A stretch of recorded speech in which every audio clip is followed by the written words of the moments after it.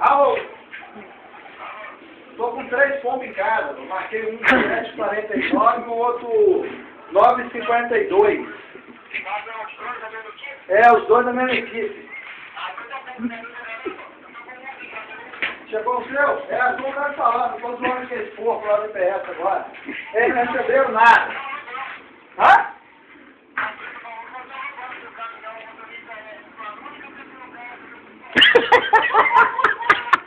Tô zoando ele.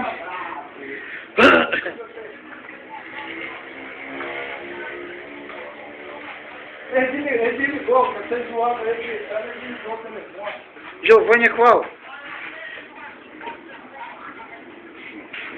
Giovanni é aquele? Do bracinho? Pareceu um pombo lá dele aí, cara, e mandou soltar, né? O rapaz, é melhor vir buscar. É melhor vir buscar. Aí ele, não, pode soltar. O pombo não voltou não, soltei, não voltou não.